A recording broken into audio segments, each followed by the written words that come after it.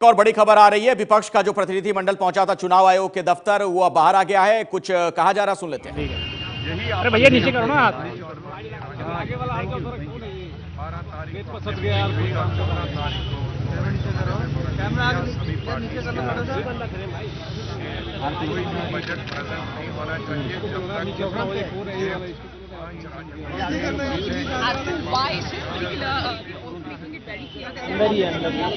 अंदर ही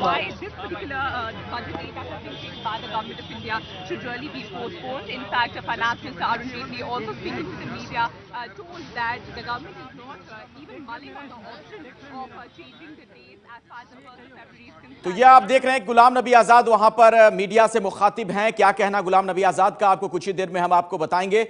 दरअसल इनकी मांग है, प्रतिनिधि मंडल जो यहां पर विपक्ष का पहुंचा, इनकी मांग यही है कि बजट को सरकार टाल दे। चूंकि चुनाव होने हैं, कुछ राज्यों में चुनाव की तारीखों का ऐलान हो चुका है। 1 फरवरी को बजट पेश किया जाना है और बजट में सरकार अगर घोषणाएं करेगी कुछ लोक लुभावन, उसका फर्क जनता पर पड़ सकता है, मतदाताओं पर उसका असर हो सकता है।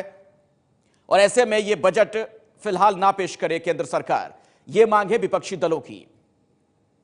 और इसी को लेकर चुनाव आयोग पहुंचे थे ये तमाम नेता। इनकी मुलाकात हुई है वहां पर अधिकारियों से।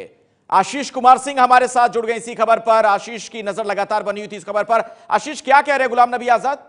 देखिए, गुलाम नबी आजाद जो दल के साथ विपक्ष का डेलीगेशन चुनाव आयोग से मिला है, फुल कमीशन से मुलाकात हुई है। तीनों चुनाव आयुक्त, मुख्य चुनाव आयुक्त और बाकी 2 आयुक्तों, तीनों से मुलाकात हुई है इस डेलीगेशन की। और गुलाम नबी आजाद यही कह रहे हैं कि उन्होंने चुनाव आयोग से मिल करके तमाम विपक्षी दलों ने मांग की है कि सरकार को 1 तारीख को बजट रखने का अधिकार न हो। चुनाव आयोग इस बाबत फैसला करे, क्योंकि इससे वोटर्स इन्फ्लुएंस हो सकते हैं, वोटर्स प्रभावित हो सकते हैं। विपक्ष की ये मांग है कि सरकार को ऐसा करने की अनुमति न दी जाए। इस पे कंसिडर्ड व्यू ले चुनाव आयोग और सरकार को ऐसा करने से परहेज करने की सलाह चुनाव आयोग की तरफ से दी जाए। ये मांग की गई है विपक्ष की तरफ से। इसी की जानकारी गुलाम नबी आजाद दे रहे हैं। और आशीष, यहां पर कांग्रेस के अलावा और कौन कौन से दल थे इस प्रतिनिधि मंडल में?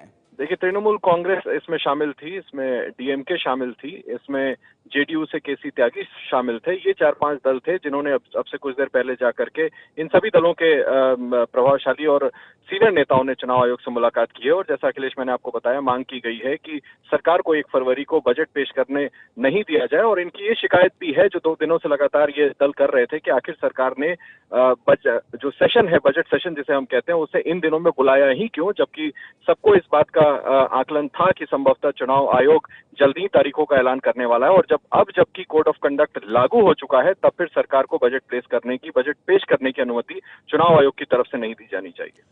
शुक्रिया आशीष सिंह इस जानकारी के लिए आपका। तो इनकी मांग यही है, प्रतिनिधिमंडल के नेताओं की मांग, कि इस मामले में चुनाव आयोग दखल दे और 1 फरवरी को जो केंद्र सरकार बजट पेश करने वाली है उसकी अनुमति उसे ना हो।